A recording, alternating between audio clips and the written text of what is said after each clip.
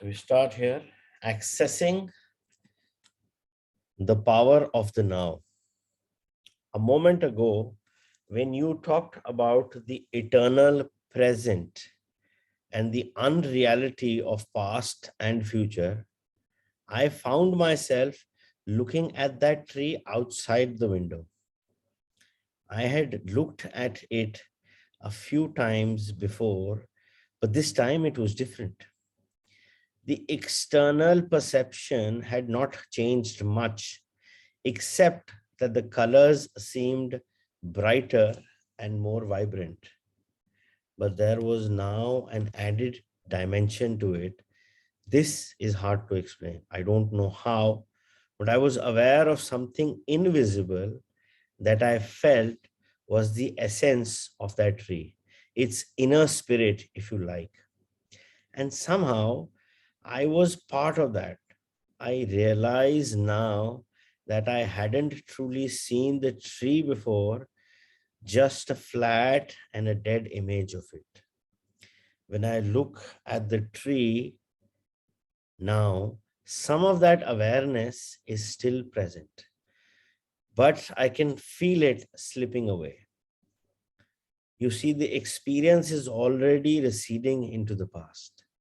Can something like this ever be more than affecting a glimpse? You were free of time for a moment.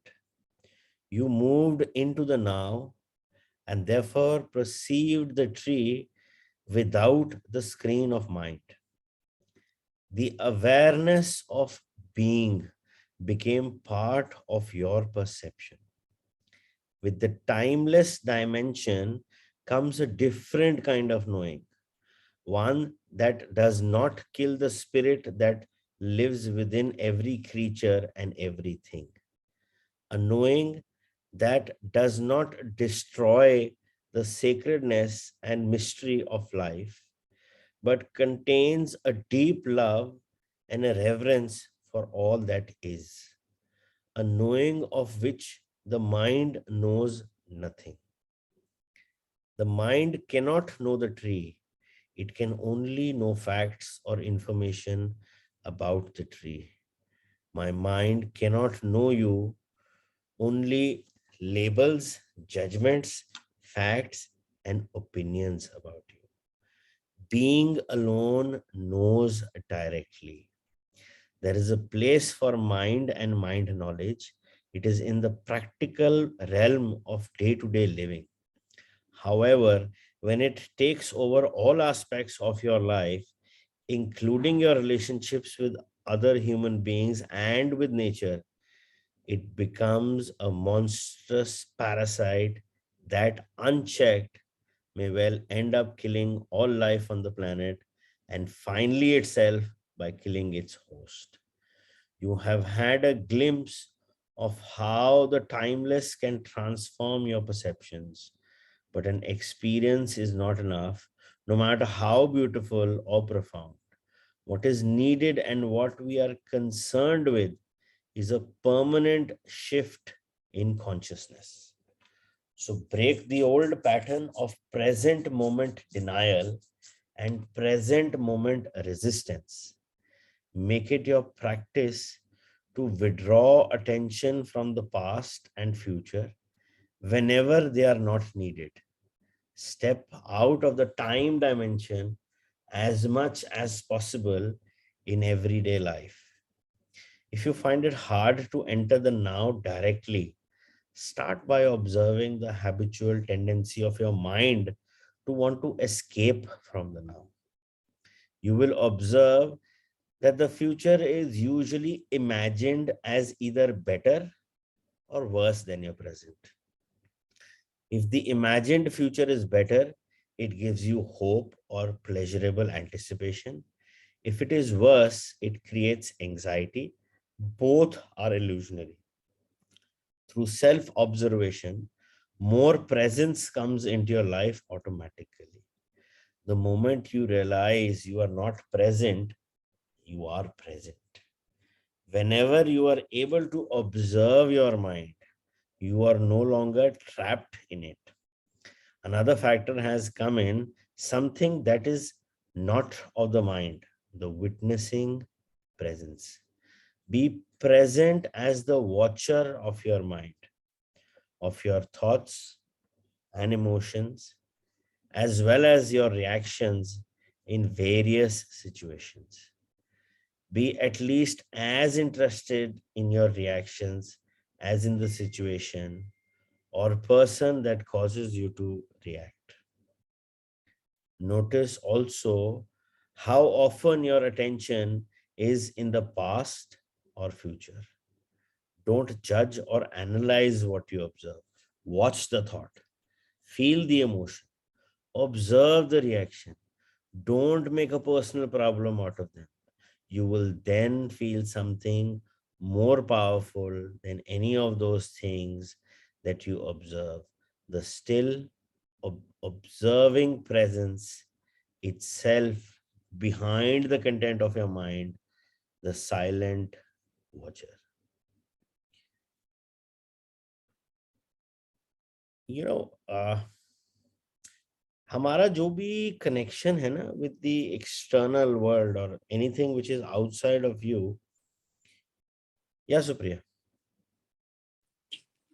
Arjun, I was just reading that line that was there on the previous page that said about the tree, that you can know the tree as in the physical facts of the tree. So you can only know the facts or information about the tree From the mind. uh, from the mind. So are you saying, does this mean that the facts may not, facts are mere related to the physical event or person or situation or circumstance, and they may not be real? I mean, I'm a bit confused about, isn't fact what really is?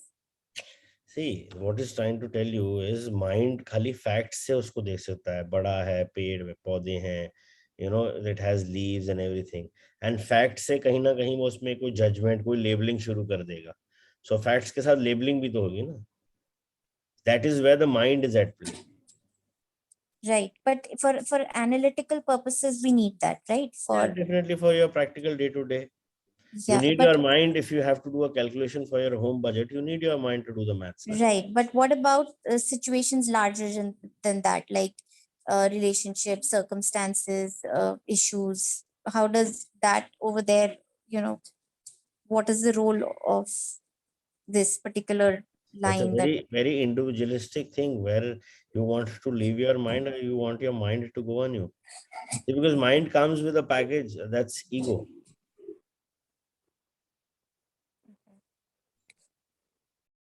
External में अगर आप mind को use कर भी रहे हो, कर भी सकते हो, it's not a hard and fast rule. But yes, if you first get to know what, you know, how to control your mind or how to still your mind, then it's easy to use the mind, no? Because then the mind won't wander and, you know, take you behind it. I have this dog. I have not trained the dog. So it's difficult for me to control that dog. I'm not, see, it's a wrong analogy that I'm comparing a mind to a dog, but yeah, just for the purpose of teaching.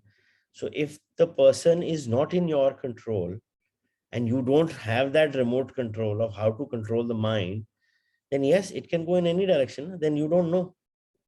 आप अपनी तरह से तो अच्छा करने की कोशिश कर रहे हो, बट माइंड ईगो कहीं पे भी अटेंशन के लिए कुछ भी कर सकती है, can make you throw tantrums or anything.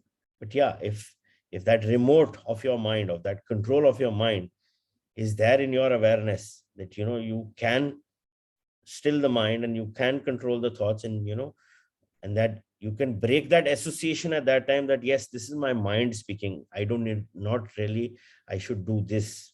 That's the thing. You can't just let the mind do everything.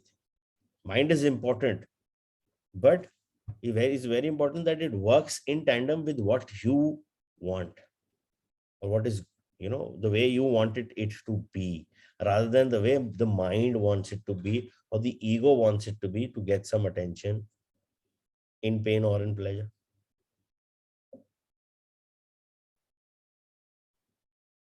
So when I was talking about mind, now how does the mind work?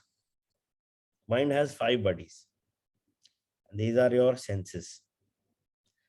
In a lot of meditations and majority of meditations, the first thing you do is you close your eyes, or you ask to close your eyes. Why? Because with this eyes, the mind will wander. तो हम उसको close करते हैं. In a guided meditation, we make sure we do it in a silent area where only what is being said in that meditation or that sound, that is the only thing that goes through your ears. So this sense is taken care of. You are not allowed to eat during meditation because then this sense is also taken care of. Okay. And you're not touching anything, you're still just, feeling whatever, if you're sitting on a chair, you're just feeling. So there is not much movement as such. So all the sense perceptions are either guided in a direction or they are shut. So you cannot smell anything there. Oh, hopefully, I don't know. It can be a tricky job though. किसी ने कुछ वो वहां पे कुछ smell आ रही हो, but या द इशू इज अगर हमने वो 5 सेंसेस पे इधर कंट्रोल लगा दिया या क्लोज कर दिया टेम्पररी, माइंड थोड़ा फड़फड़ाता है एंड देन शांत होता है, बिकॉज उसको कहीं से इनपुट नहीं मिल रहा. So mind will feed on its inputs through its 5 openings, which are your 5 senses. So that's why, in a lot of things, if you read or if you must have heard, is going beyond the sense perceptions, is going beyond the thought of the mind. Because when we are talking from a place where the mind is still, or the stillness of the mind, that is where the feeling comes. And remember, when we talked about in the book of Power, feeling is the food of the soul. जो भी हमें feeling आती है, it's part of what the soul wants to experience or what the soul is experiencing. But since the soul is so subtle, it needs a body. So that feeling comes in the body, but it is for the soul. So जब हम उसको feeling के sense से लेके आते हैं, वहां पे ट्रू रियलाइजेशन आती है, बिकॉज माइंड के 5 सेंसेस काफी हद तक शांत है, कंट्रोल्ड है, उसको कहीं से कोई फीडबैक या कोई इनपुट नहीं मिल रहा है. तो it is in a very different position where it can not do anything. And yes, in a lot of times, a lot of people I know where the mind is so overpowered that they find it difficult to close their eyes to meditate. The reason is because mind does not let the other person do. It will keep on throwing such random, weird, negative thoughts to the person that the person finds it difficult to close their eyes also. So if you're able to close your eyes in your meditation, trust me, your mind is not that much of a lanky fellow than you think it is. Because in a lot of people, the mind does not let the person close the eyes only. अगर आंखें बंद कर ले तो मुझे तो कुछ दिखेगा ही नहीं. So a lot of people have this fear in these meditations because of the working of the mind.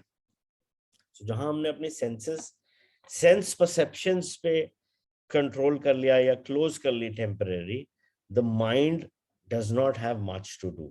So that is where we can be in that connection. In a lot of meditations, when we do, the eyes are closed, there's a guided meditation going, they say the mind is now relaxed because उसके पास कुछ करने को नहीं है. The reason is because जो senses हैं वो कुछ काम नहीं कर पा रहे हैं. So the mind has nothing to do. वो शुरू में फड़फड़ाएगा, फिर बाद में शांत हो जाएगा. So it is achieving that stillness and that calmness through meditation.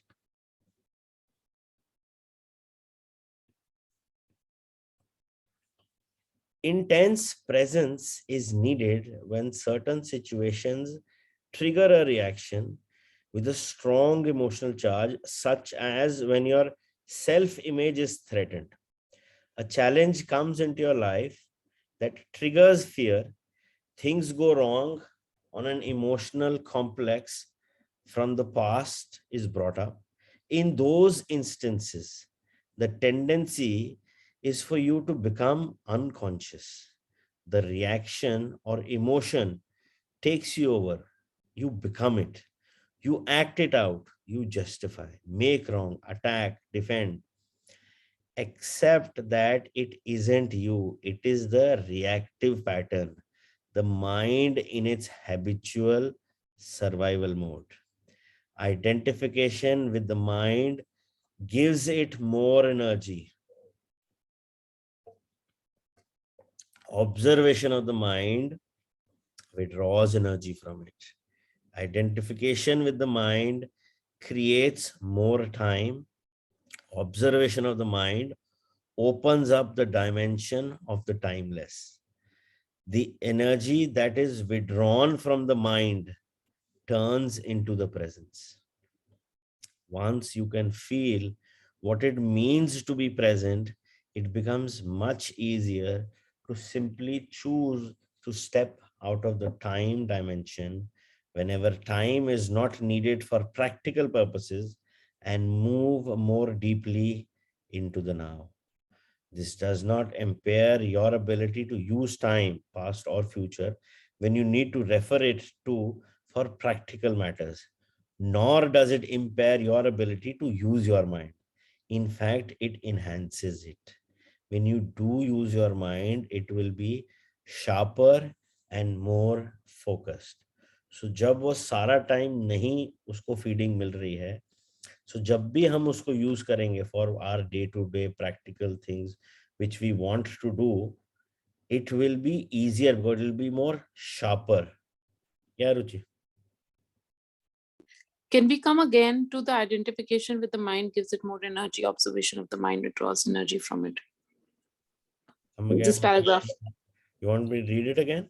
Yeah. Okay. Please, thank you. Identification with the mind gives it more energy. Identification with the mind gives it more energy. So हमें mind को energy नहीं feed करनी है. Observation of the mind withdraws energy from it. Identification with the mind creates more time. Observation of the mind opens up the dimensions of the timeless. The energy that is withdrawn from the mind turns into presence. Once you can feel what it means to be present, it becomes much easier to simply choose to step out of the time dimension where whenever time is not needed for practical purposes and move more deeply into the now. This does not impair your ability to use time, past or future, when you need to refer to it for practical matters, nor does it impair your ability to use your mind. In fact, it enhances it. When you do use your mind, it will be sharper and more focused. So अगर हम mind सारा time नहीं चलेगा और हम धीरे धीरे उसको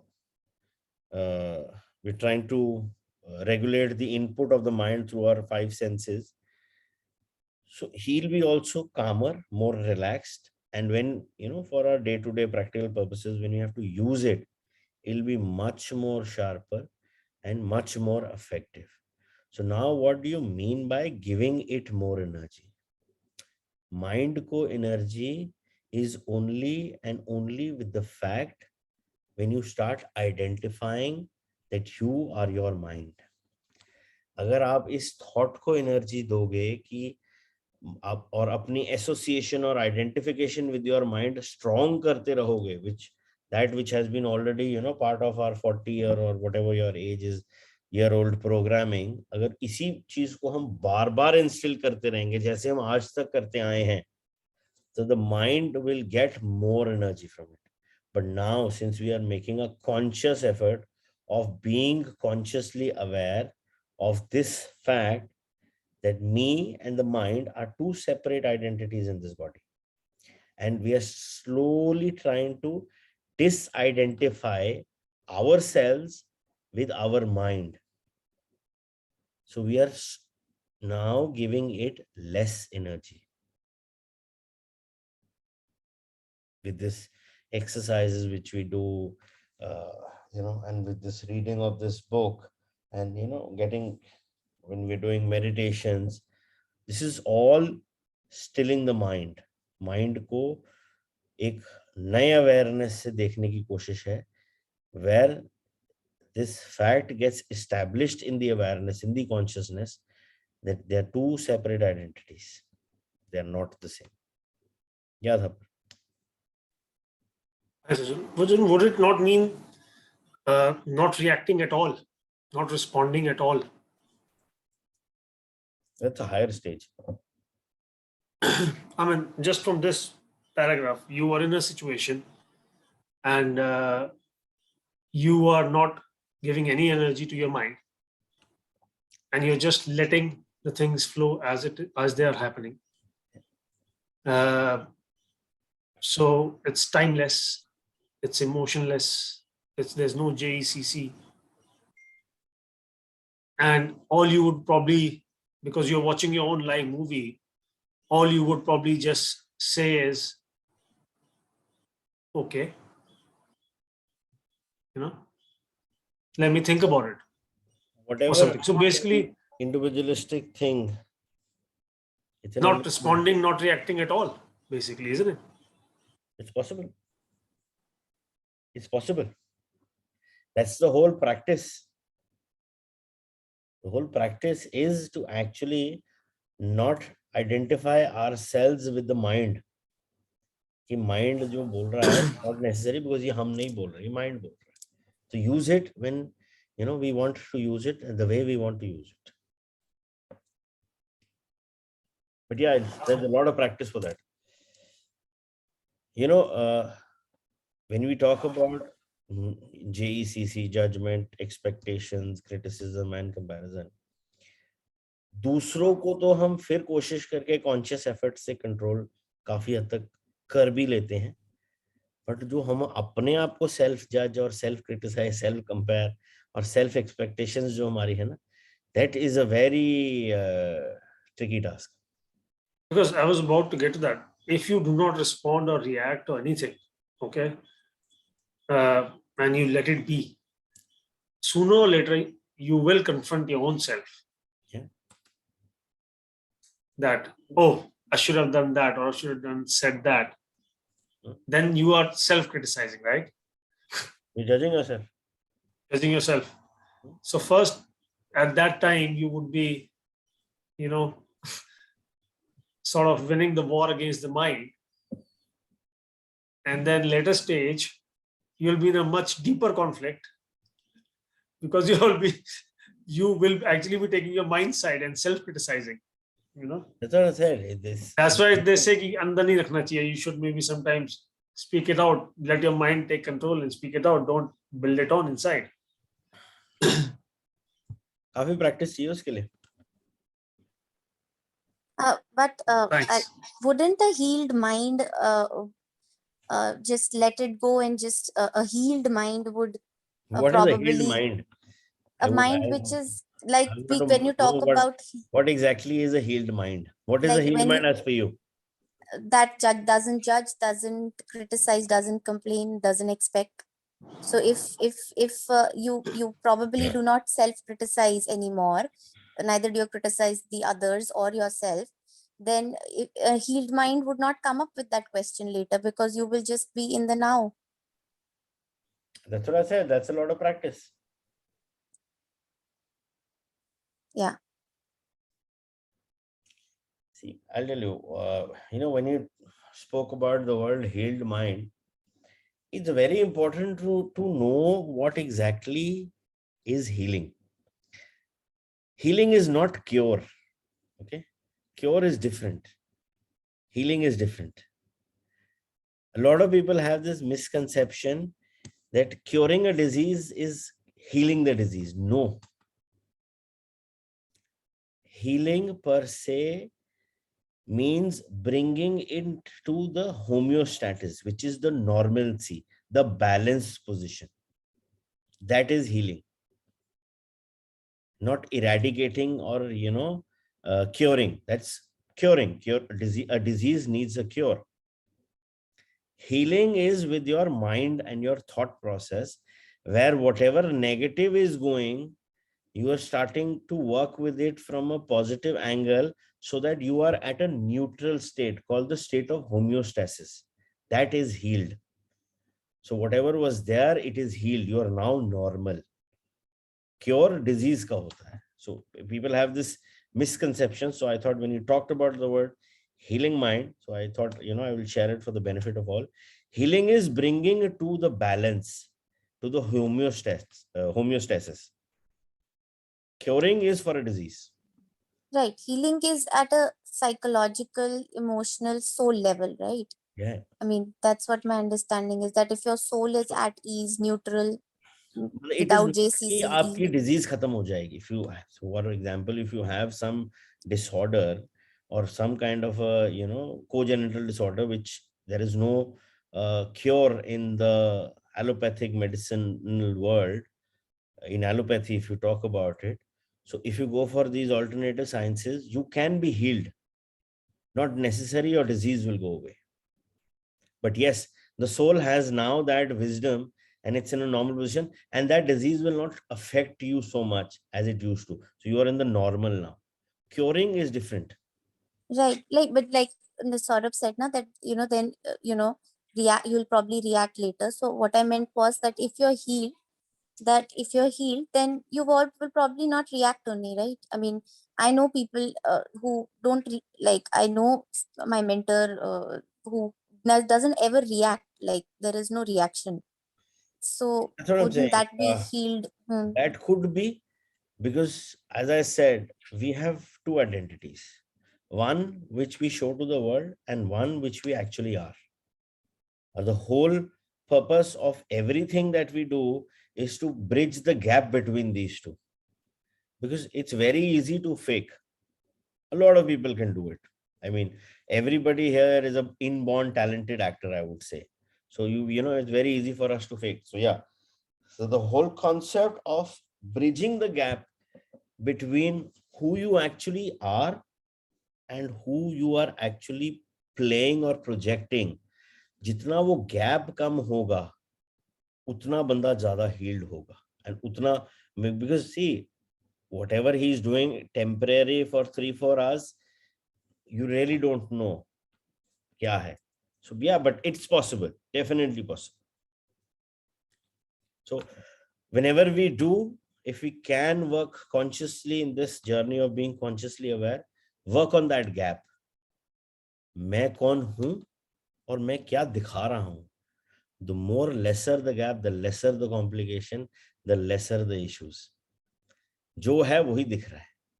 See, because at the end of the day, you can fake it through the entire world, but you deep down know कि आप क्या कर रहे हो.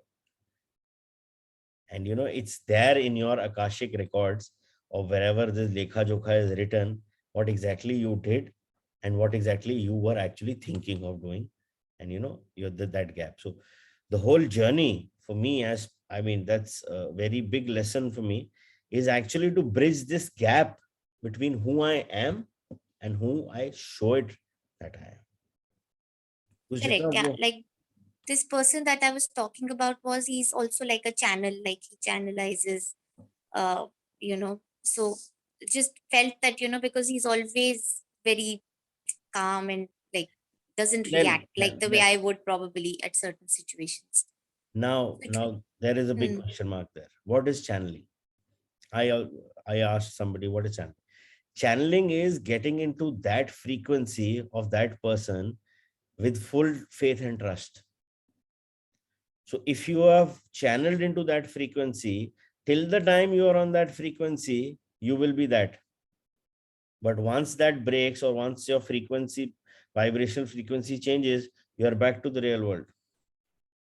Like, there was a show by this guy, Aapki Adalat, Rajat Sharma, whatever the guy's name is. So he says, I am not the same person as I am on Aapki Adalat.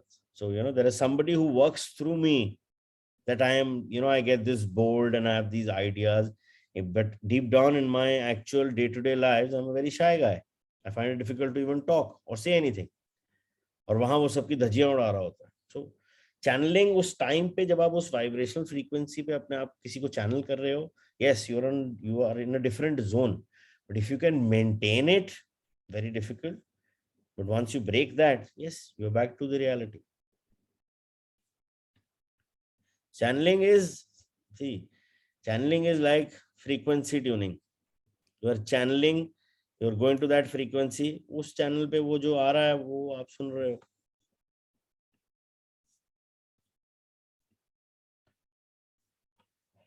Letting go of psychological time. Learn to use time in the practical aspects of your life. We may call this clock time, but immediately return to the present moment awareness when those practical matters have been dealt with. In this way, there will be no buildup of psychological time, which is identification with the past and continuous compulsive projection into the future. Clock time is not just making an appointment or planning a trip. It includes learning from the past so that we don't repeat the same mistakes over and over, setting goals and working towards them, predicting the future by means of patterns and laws, physical, mathematical, and so on. Learn from the past and taking appropriate action on the basis of our predictions. But even here, within the sphere of practical living, where we cannot do without reference to past and future, the present moment remains the essential factor. Any lesson from the past becomes relevant and is applied now. Any planning as well as working towards achieving a particular goal is done now. The enlightened person's main focus of attention is always the now, but they are still peripherally aware of time.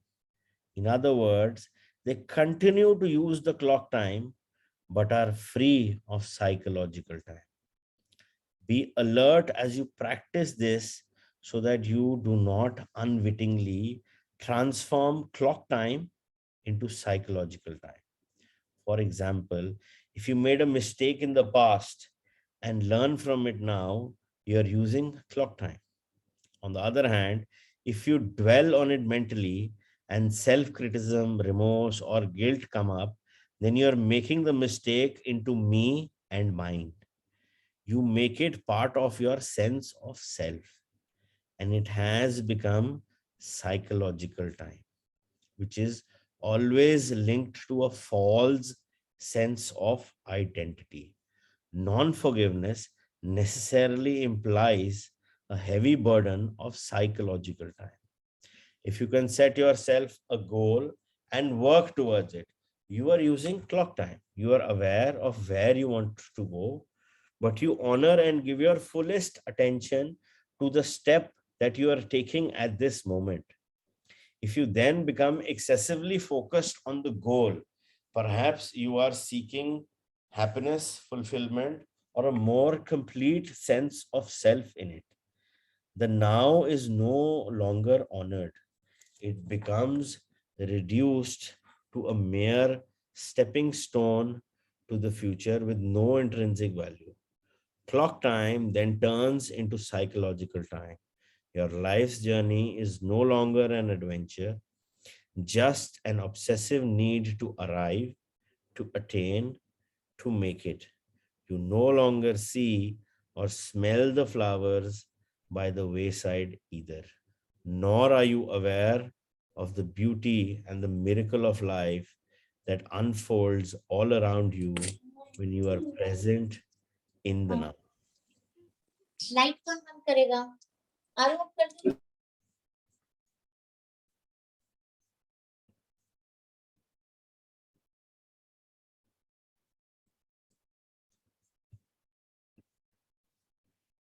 So getting